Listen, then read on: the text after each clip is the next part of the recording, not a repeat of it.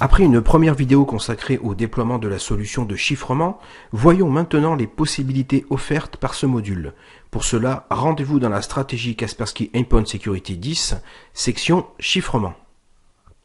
Les paramètres généraux vont nous permettre de régler des options comme la complexité du mot de passe et surtout comme ici, l'utilisation du SSO ou Single Sign-On.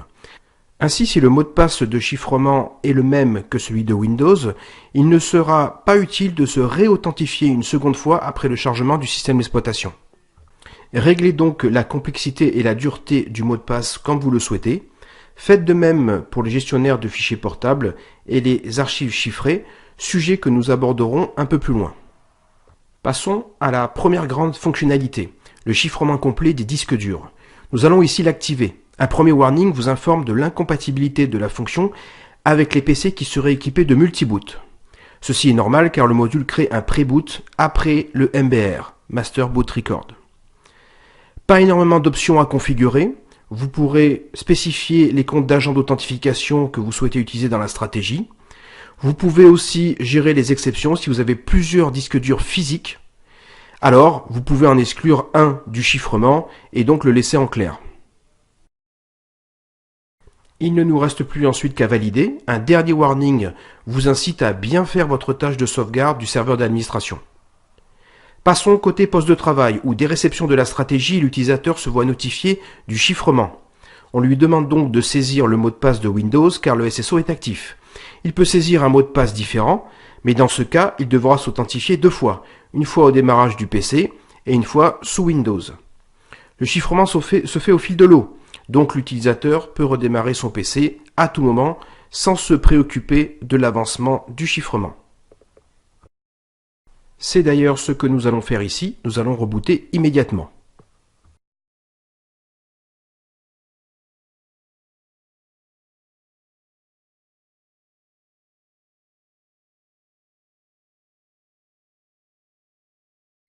Comme prévu, l'authentification est demandée dès le démarrage. Saisissez le nom d'utilisateur avec ici le domaine, puis le mot de passe.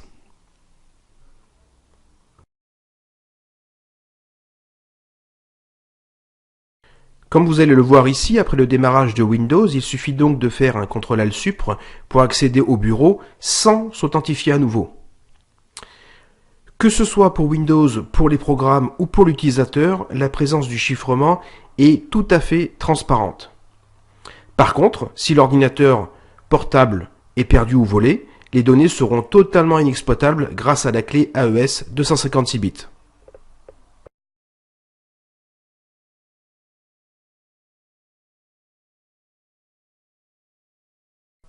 Abordons maintenant la seconde fonction majeure, à savoir le chiffrement des dossiers et des fichiers. Vous pouvez ainsi utiliser cette fonction avec ou sans le chiffrement des disques durs. L'idée ici est de chiffrer à la volée et de façon transparente des dossiers standards comme le dossier bureau, mes documents, des dossiers manuels, des fichiers selon des extensions renseignées manuellement ou des fichiers appartenant à des grandes catégories comme les fichiers Office, les fichiers audio, les fichiers vidéo, etc.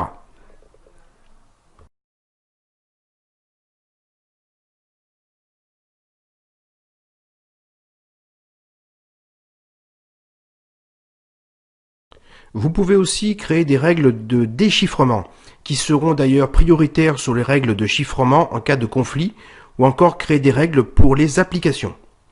Ces dernières permettent d'aborder le chiffrement différemment en précisant par exemple, comme ici, que tous les fichiers générés par wordpad.exe seront chiffrés automatiquement.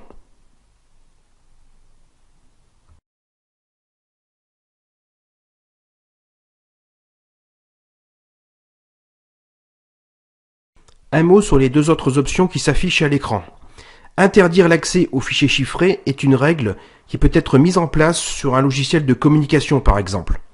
Ainsi, vous pourriez ici créer une règle du style « J'interdis Skype.exe d'accéder et donc de transmettre des fichiers chiffrés ». Autoriser l'accès aux fichiers chiffrés uniquement sous la forme de texte chiffré est une option particulièrement adaptée aux logiciels de sauvegarde, à qui on pourrait demander un backup des données, mais en les laissant chiffrer.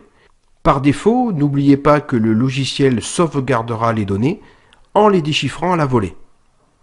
Pour terminer, la dernière section et grande fonction concerne les disques amovibles, clé USB ou disque dur externe par exemple. On retrouve la possibilité de chiffrer tout le disque ou tous les fichiers. Le mode fichier offre cependant une originalité, à savoir le mode portable, qui vous permet d'embarquer sur le périphérique le logiciel autonome Kaspersky de chiffrement-déchiffrement, permettant par exemple à un utilisateur de travailler sur son ordinateur personnel à la maison. Encore une fois, il est bien sûr possible de cumuler les différentes fonctions de chiffrement. Côté poste client, nous allons par exemple insérer une clé sur une machine équipée de Kaspersky Endpoint Security 10 et administrée par Security Center 10. À l'insertion, Kaspersky demande à chiffrer les fichiers. L'utilisateur a la possibilité de refuser, mais dans ce cas, il n'aura accès aux données qu'en lecture seule. Dans mon exemple, sur ma machine de test, la clé avait déjà été chiffrée en mode portable et le mot de passe a expiré. On me demande donc de saisir l'ancien et le nouveau mot de passe. Bien sûr, sur une clé vierge de chiffrement, on vous demandera de saisir juste un nouveau mot de passe et encore seulement si le mode portable est coché.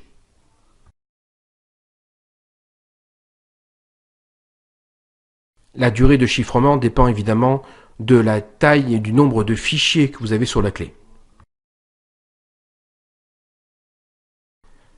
Voilà, les fichiers sur la clé sont maintenant entièrement chiffrés et elle est prête à être utilisée normalement.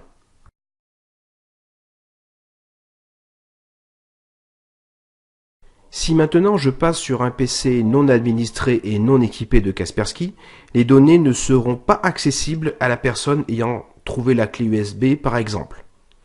Et cela bien sûr, quel que soit l'OS. Vous en avez actuellement la démonstration à l'écran.